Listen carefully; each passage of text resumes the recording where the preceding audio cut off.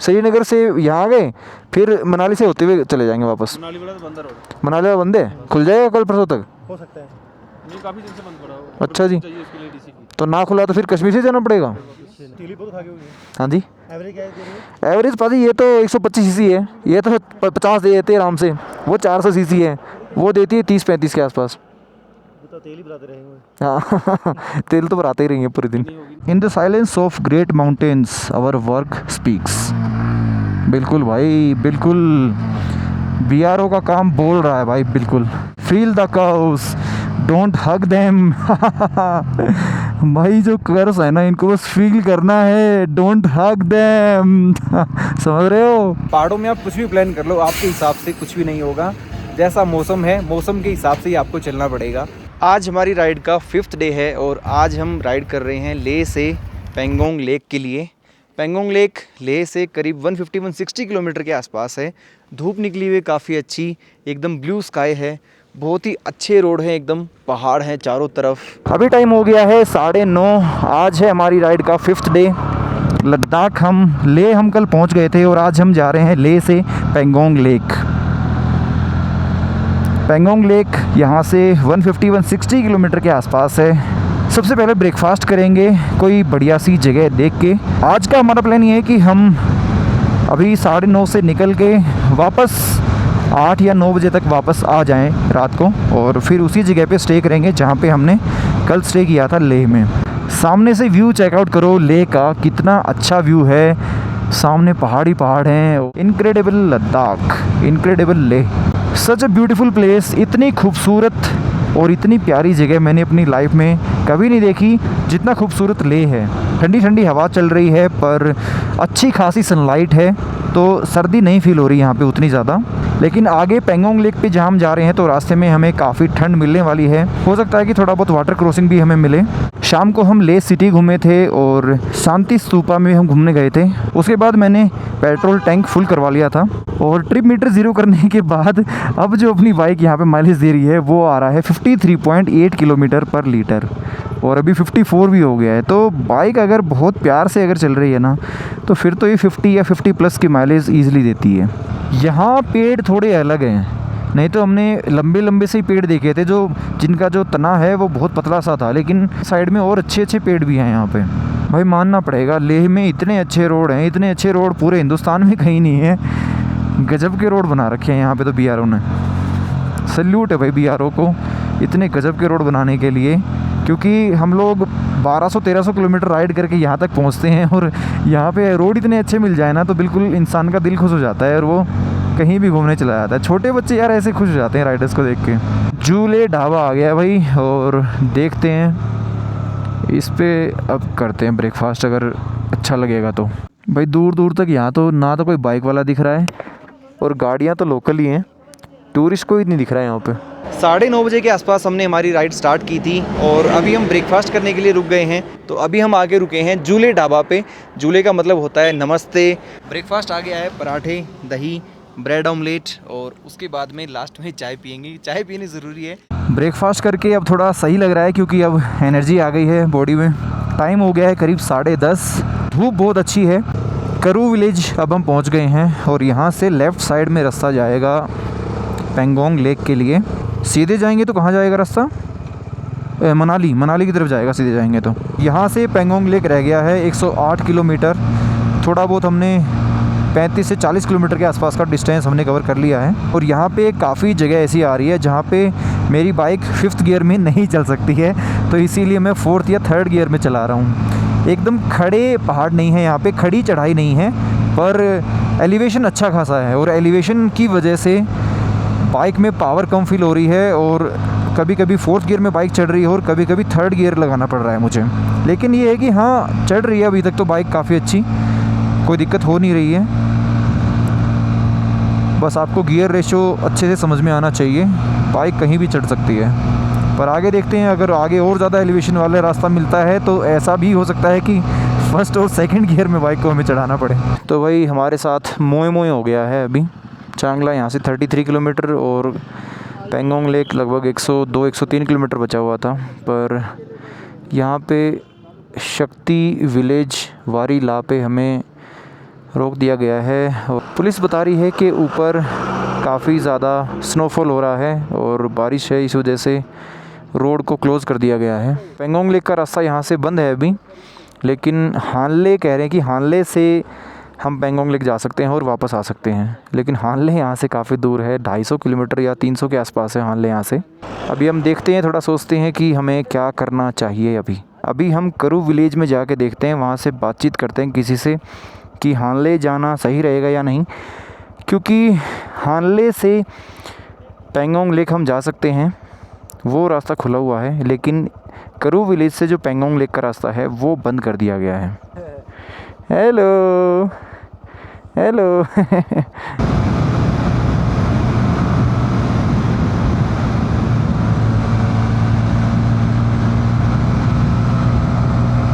लेकिन अब हम हानले की तरफ जा रहे हैं, वहाँ से हम वापस आ गए थे क्योंकि वहाँ से पेंगोंग लेक का रास्ता बंद हो गया है, काफ़ी स्नोफॉल हो रहा है उसकी वजह से।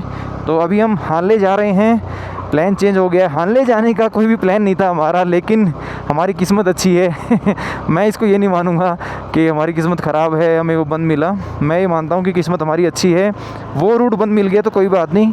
हम हानले जाएंगे, आज हानले में रुकेंगे और हानले में रुकने के बाद कल फिर हम पेंगोंग लेक जाएंगे। पेंगोंग लेक से कल फिर हम वापस आ जाएंगे ले। करू से हानले करीब 200-220 किलोमीटर के आसपास है, 4 से 5 घंटे का रास्ता है। तो अभी टाइम हो गया है लगभग 11:30, 5:30-6 बजे के आसपास हम पहुंच सकते हैं। रोड आ गया यार एकदम ज़बरदस्त। हानले यहाँ से 206 किलोमीटर के आसपास रह गया है। ओए होए, आगे भी कितना गजब नज़ारा है यार। धरती पे कहीं जन्नत है ना भाई, तो यही है भाई। इससे बेटर और क्या ही जगह हो सकती है। पहाड़, नदियाँ, इतना साफ़ पानी और इतना अच्छा रोड।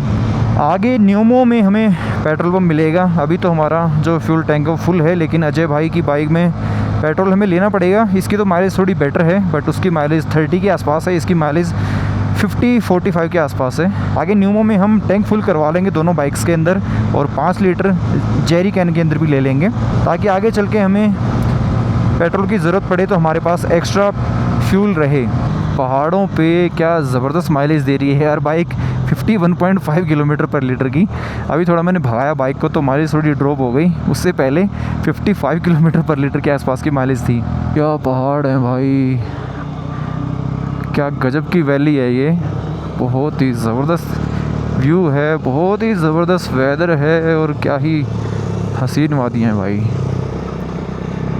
उधर देखो भाई कितना ऊंचा पहाड़ है। करू विलेज से हानले वाले रोड पे चलते हुए हमें 1 घंटे से ऊपर हो चुका है, और इस रोड पे कोई दूर दूर तक नज़र नहीं आ रहा था, लेकिन अब जाके फाइनली हमें एक राइडर ग्रुप मिला है, 4-5 राइडर्स हैं। तो यार ये रोड है बिल्कुल खाली पड़ा रहता है, कोई दूर दूर तक कोई नहीं दिखता इस रोड पे। अब यहाँ पे हमें हाथों में ठंड फील होना स्टार्ट हो गई है। यहाँ पे सनलाइट थोड़ी कम है, हवा तो उतनी ज़्यादा तेज़ नहीं है, पर टेम्परेचर यहाँ पे कम है, तो उस वजह से हाथों में और पैरों में अभी सर्दी फील हो रही है।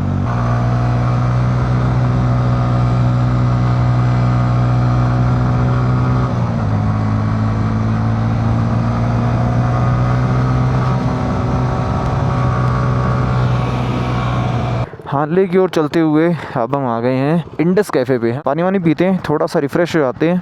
1 घंटा लगभग राइड कर लिया अभी लगातार हमने। ले से पेंगोंग लेक वाला रास्ता तो आज बंद हो चुका है, क्योंकि पेंगोंग लेक पे काफ़ी स्नोफॉल हो रही है, तो इस वजह से बाइकर्स को रोक दिया गया है। तो इस वजह से आज हम जा रहे हैं हानले। हानले में नाइट का व्यू काफ़ी अच्छा आता है, और हानले यहाँ से अभी है 146 किलोमीटर, अराउंड 3 घंटे के आसपास में लग जाएंगे यहाँ से हानले पहुँचने में। तो 4 बजे के आसपास हम हानले पहुँच जाएंगे। आज हानले जाके स्टे करेंगे, और फिर कल हम जाएंगे वहाँ से पेंगोंग लेक, और पेंगोंग लेक से वापस आएंगे फिर ले। पहाड़ों में आप कुछ भी प्लान कर लो, आपके हिसाब से कुछ भी नहीं होगा।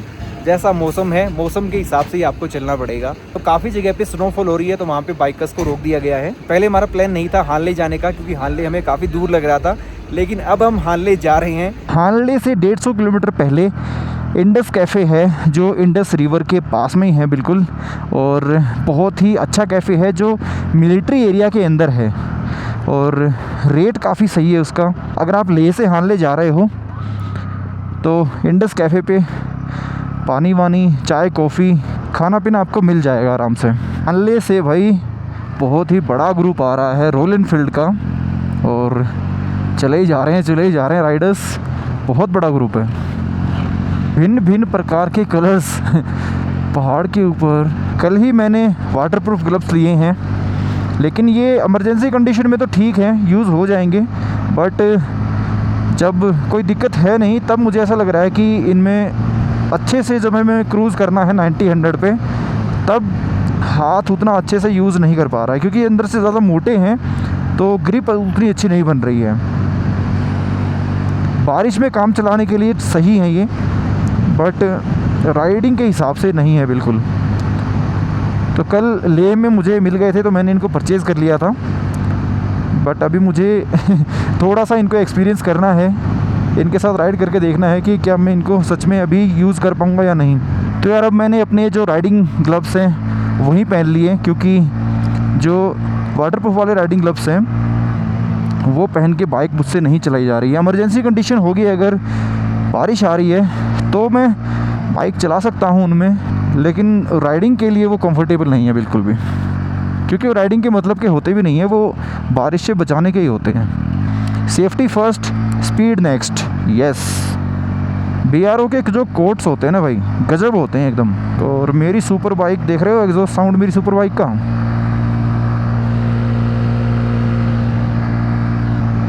एलिवेशन जहाँ पे अच्छा खासा आ रहा है ना, वहाँ पे मैं 4th गियर में ही चढ़ा रहा हूँ बाइक को, क्योंकि 5th गियर में बाइक नहीं चढ़ेगी।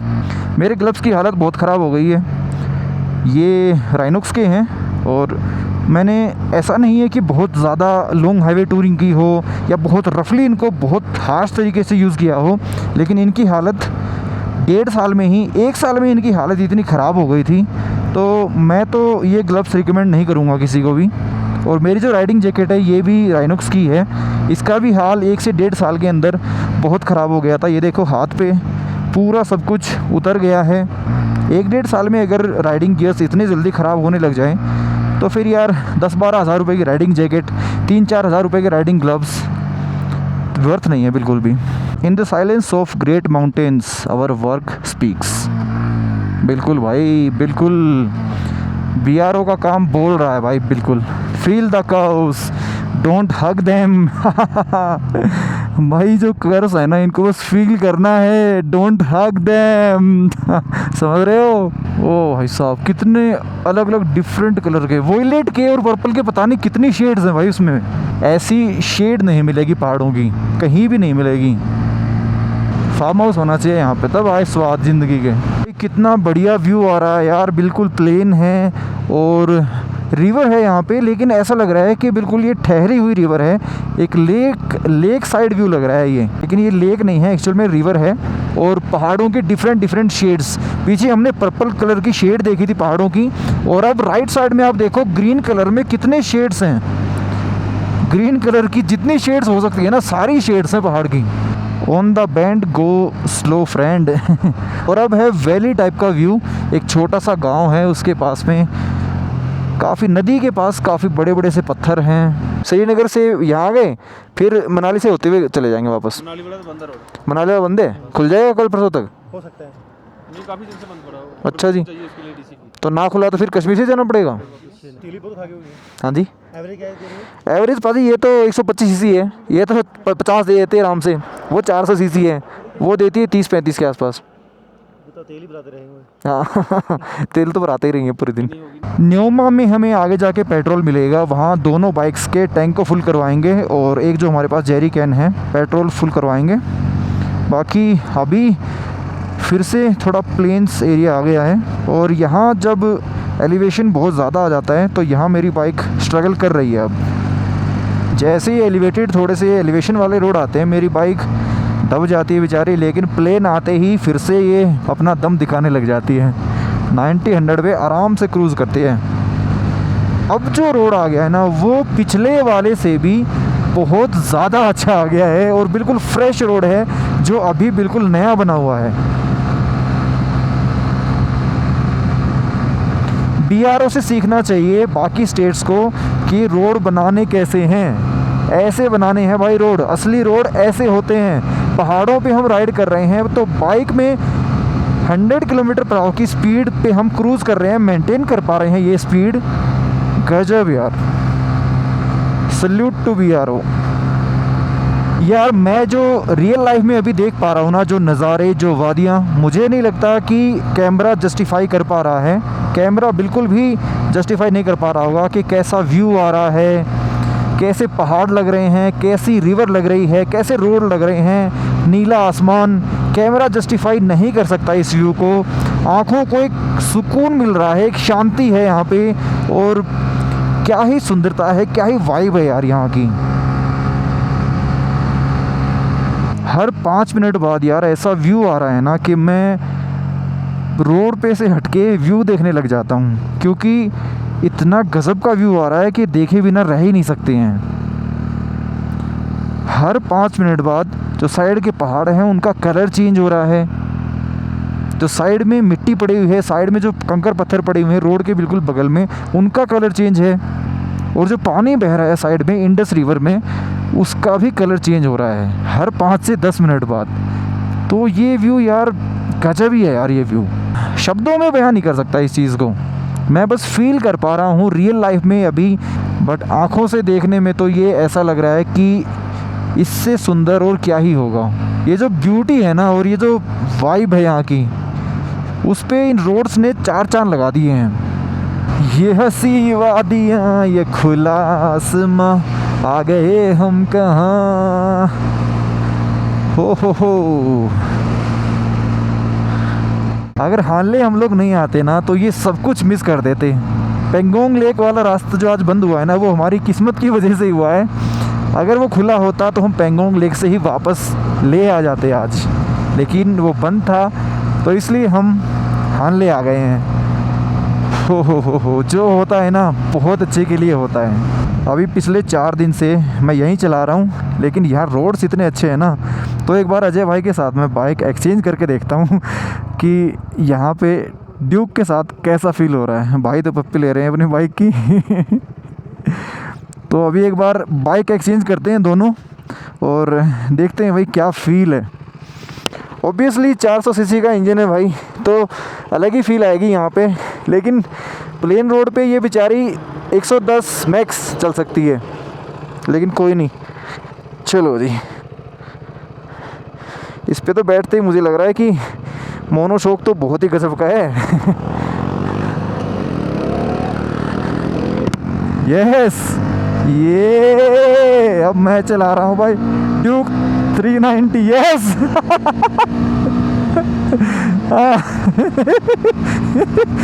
ओ भाई यार, ये है ना पावर, ये होती है भाई। मैं तो खुश हूँ भाई, मजे आ रहे हैं मेरे को चलाने में सीवी हाँ, इतना ही टाइम लग रहा है भाई इसको। तो भाई ड्यूक का फ़ायदा ये है कि भाई ड्यूक पलक झपकते ही 100 की स्पीड पकड़ लेती है, लेकिन मेरी जो बेचारी CB 125 हॉर्नेट है ना, उसको ये स्पीड पकड़ने में काफ़ी टाइम लग जाता है। लेकिन ड्यूक सेकंड्स में भाई, सेकंड्स में 100 जाती है तीसरे गियर में ही, तो फ़र्क तो है ही यार। नो रिप्लेसमेंट फॉर डिस्प्लेसमेंट, कहाँ 125 सीसी और कहाँ 399 सीसी। इस बाइक के अंदर 373 सीसी का इंजन है, जो सबसे पहली KTM ड्यूक 390 आई थी वो है ये बाइक। गजब की पावर है, सबसे फर्स्ट वर्जन है ये KTM ड्यूक 390 का, और धांसू पावर वाली ड्यूक है ये। गोली हो जाती है ये, बिल्कुल थ्रोटल हल्का सा देते ही एकदम गोली हो जाती है बाइक। तो भाई पूरी राइड का फील चेंज हो जाता है। अगर आपके पास एक हायर सीसी की बाइक है तो आपकी जो लद्दाख राइड है ना, वो और ज़्यादा कंफर्टेबली स्मूथली हो सकती है।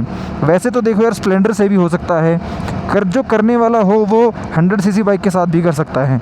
लेकिन अगर आपके पास हायर सीसी की बाइक है, मान लीजिए 250, 300 या 400, तो और ज़्यादा स्मूथली और कंफर्टेबली आप राइड कर सकते हो। आपको फुल थ्रोटल दे के नहीं रखना पड़ता। मेरे पास 125 सीसी जो CB 125 हॉर्नेट है, उसमें मुझे हर गियर में फुल थ्रोटल देना पड़ता है बाइक को पूरी एलिवेटेड वाली कंडीशन में ऊपर चढ़ाने के लिए। लेकिन ड्यूक 390 ऐसी जो बड़ी बाइक्स, ऐसी जो हायर सीसी वाली बाइक्स हैं, उनके लिए तो यार ये कुछ भी नहीं है। 6 गियर में आराम से 80-85 पे चल रही है। और मैं थोड़ा सा अगर गियर डाउन करते ही थ्रोटल दूँ तो बाइक हो जाती है पागल। हल्का सा गियर डाउन किया और प्लग झपकते ही बाइक पहुंच जाती है 100 की स्पीड पे। तो ये फ़र्क होता है एक हायर सीसी बाइक के अंदर और एक लोअर सीसी बाइक के अंदर। इसीलिए मैं हमेशा कहता हूँ नो रिप्लेसमेंट फॉर डिस्प्लेसमेंट। अगर आप एक हायर सीसी बाइक लेना चाहते हो तो आप अगर कंपैरिजन करो उसका स्मॉल सीसी बाइक से, तो कंपैरिजन बिल्कुल बनता ही नहीं है। जितने सीसी ज़्यादा होंगे उतना ही आपको पावर ज़्यादा अच्छी मिलेगी, उतना ही आपको इनिशियल थ्रोटल का जो पुल है, एक्सीलरेशन बेटर मिलेगा। हाँ, ले रह गया यहाँ से 70 किलोमीटर और आगे हमें दिख गया पेट्रोल पंप भी, इंडियन ऑयल। तो अब दोनों बाइक्स के अंदर फ्यूल को करवाते हैं फुल और जेरी कैन के अंदर भी लेते हैं पेट्रोल। सो यार, हम तो जेरी कैन ऐसे ही लेके घूम रहे हैं। जेरी कैन की कोई ज़रूरत पड़ेगी ही नहीं, क्योंकि यहाँ बीच में हमें हार्ले अभी 70 किलोमीटर है यहाँ से, बीच में हमें पेट्रोल मिल गया है। उसके आगे हाँ, बस ये है कि यहाँ पे एक छोटी सी बात है कि यहाँ पे हमें 30 मिनट लग गए हैं, आधा घंटा हमें लग गया पेट्रोल लेने में। पर कोई बात नहीं, कम से कम जेरी कैन में भर के तो नहीं लेके चलना पड़ेगा। लेकिन हम जो खाली जेरी कैन लेके चल रहे थे उसमें ये पेट्रोल नहीं दे रहे हैं। और कल हम जाएंगे हार्ले से पेंगोंग लेक की तरफ, तो पेंगोंग लेक में भी पेट्रोल पंप है, तो आई थिंक हमारा काम चल जाएगा आराम से। अब लाल रंग के पहाड़ आ गए हैं, पूरा डार्क रेड तो नहीं है पर लाइट रेड टाइप का कलर है। और पता नहीं कितनी शेड्स हमें देखने को मिलेंगी पहाड़ों की, कितनी शेड्स हमें देखने को मिलेंगी। जो मिट्टी है इनके ऊपर उसकी, इनक्रेडिबल यार, इनक्रेडिबल इंडिया, इनक्रेडिबल लद्दाख। कुछ दिन तो गुजारो लद्दाख में। अब यहाँ पे यार ऐसी फीलिंग आ रही है कि हम रेगिस्तान में आ गए हैं, क्योंकि रेत ही रेत है साइड में, बिल्कुल रेत ही रेत है पूरा दूर दूर तक। पहाड़ तो काफ़ी पीछे जाके हैं, लेकिन रोड के दोनों साइड में सिर्फ रेत ही रेत है, पूरी मिट्टी है। पहाड़ों पे यार कभी भी और कहीं भी घूमने आओ ना, तो एक चीज़ का बिल्कुल ध्यान रखा करो कि आप कहीं पे भी अपना वेस्ट है ना उसको फेंका मत करो यार, उसको प्रॉपर जहाँ डस्टबिन बना है ना वहाँ डाला करो। मेरे पास ये एक पानी की बोतल थी, ख़त्म हो चुकी है, पर ये मैंने अभी तक कहीं भी नहीं फेंकी है। अभी तक जहाँ मुझे डस्टबिन मिलेगा मैं वहीं पे जाके इसको डालूँगा। तब से मैं इसको साथ ही लेके चल रहा हूँ, क्योंकि मैं नहीं चाहता कि मैं कहीं पे भी गंद फैलाऊँ। तो पहाड़ों पे कभी भी जाओ, कहीं भी जाओ भाई, गंद मत फैलाया करो यार। वेस्ट को जहाँ पे डस्टबिन होता है ना वहीं डाला करो। ग्रीनलैंड हमने यहाँ अभी तक नहीं देखा था जहाँ पे घास हो, लेकिन अब हमने ऐसा भी देख लिया है व्यू कि प्लेन्स हैं और प्लेन्स के ऊपर घास है ऐसे, और दूर दूर पहाड़ हैं। तो यार हर टाइप के नज़ारे हैं यहाँ पे। पता नहीं कितने वेरिएशंस हैं पहाड़ के अंदर, कितने वेरिएशंस हैं यहाँ की ज़मीन के अंदर। अभी हम खड़े हैं ITBP चेक पोस्ट लोमा पे, और यहाँ की हाइट है 13,861 feet, 13,861 feet above the sea level. तारा की तरफ वो रास्ता जा रहा है, हार्ले की तरफ ये रास्ता जा रहा है, और हार्ले अब यहाँ से रह गया है 44 किलोमीटर, 44 किलोमीटर। तो आराम से 1 घंटे के आसपास में हम ये डिस्टेंस कवर कर लेंगे आगे। तो भाई यहाँ पे क्यों रोका हमें? ड्राइविंग लाइसेंस, अच्छा, और परमिट नंबर, अच्छा, और कितने लोग हैं, फ़ोन नंबर, ये सब पूछ के एंट्री करिए। जो जो पीछे मांगी डिटेल वो सारी यहाँ मांगी है। सही है, सही है। एक रास्ता हम ले से आए, हाँ, पेंगोंग से भी लोग आ रहे हैं, अच्छा अच्छा, तो इसलिए अलग अलग एंट्री। ओके ओके ओके, चलो अच्छी बात है। आर्मी, एयरफोर्स, ITBP, जितने भी हमारी मिलिट्री है सबके पास डिटेल्स होनी चाहिए कि सेंसिटिव इलाका है, हम घूम रहे हैं तो भाई बिल्कुल सारी डिटेल्स बताना हमारा फ़र्ज़ बनता है। और ये एक ब्रिज है बीच में, ये ब्रिज हमें पार करके अब आगे जाना है, क्योंकि लोमा से आगे जाने के लिए बीच में रिवर पड़ती है, तो उसके लिए ये काफ़ी अच्छा ब्रिज बना रखा है। हार्ले सिर्फ रह गया है 12 किलोमीटर, और अभी 4 बज गए हैं, करीब 4:20 या 4:15 तक हम आराम से हार्ले पहुंच जाएंगे। बीच में आधा घंटा हम रुक गए थे थोड़ा पानी वानी लेने के लिए, हल्का सा ब्रेक लिया था हमने, और आधा घंटा हम रुक गए थे जहाँ पे हमने पेट्रोल लिया था। तो 1 घंटा हमारा वहाँ बर्बाद हुआ था बस। और उसके अलावा अगर देखा जाए तो पूरे 3.5 या 4 घंटे में हमने बाइक लगा दी यहाँ तक, क्योंकि रोड बहुत ज़्यादा अच्छे हैं। आज हमने अभी तक 274 किलोमीटर बाइक चला दी है और अब हानले यहाँ से रह गया है करीब 6 किलोमीटर के आसपास ही। आगे बोर्ड आ गया हानले का, सिर्फ 6 किलोमीटर रह गया यहाँ से। और अब सनलाइट काफ़ी हो गई है, पहले तो बादल आ गए थे लेकिन अब पूरी सनलाइट है और बहुत ही ज़बरदस्त रोड आ रहे हैं। अब तो एकदम से नीचे जाते हैं और फिर एकदम से ऊपर आते हैं। गजब यार, ये भी एक अलग ही फीलिंग है। चारों तरफ अब प्लेन ही प्लेन है, पहाड़ काफ़ी पीछे हैं।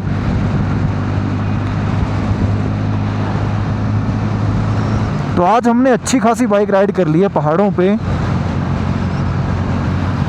करीब करीब 280 किलोमीटर की टोटल आज हमारी राइड हो जाएगी। अभी पीछे आर्मी ने हमें एक कुछ सामान दिया था, वो हमें यहाँ पे डिलीवर करना था हानले तक, तो अभी बस एक बार उसी के लिए हमें रुकना पड़ेगा। तो भाई फाइनली हम पहुँच गए हैं हानले। आप देख सकते हो बोर्ड लगा हुआ है आई लव हानले। अभी हम मेन हानले से 2 किलोमीटर और आगे आ गए हैं। यहाँ पे बहुत सारे होम स्टे हैं, बहुत सारे, और बहुत सारे बाइकर्स भी आ रखे हैं। ले से 280 टू 90 किलोमीटर के आसपास राइड करके अब हम आ गए हैं हानले। हेलो जी, गुड मॉर्निंग फ्रॉम हानले। और रात को यहाँ पे -10 डिग्री के आसपास टेम्परेचर रहा है क्योंकि बहुत ज़्यादा ठंड थी। और बाइक पे दिखाता हूँ आपको, बर्फ़ जमी हुई है भाई, ये देख रहे हो सीट पे। KTM पे भी ऐसे ही है, जितनी बाइक्स खड़ी हुई है ना सबकी सीट पे बिल्कुल ऐसे ही बर्फ़ पड़ी हुई है। काफ़ी ज़्यादा ठंडा है यहाँ पे। रात को तो बहुत ठंड थी लेकिन अब ठीक है, अब सूर्यदेव प्रकट हो गए हैं तो धूप अच्छी खासी है। अब यहाँ पे करीब -2 के आसपास होगा टेम्परेचर।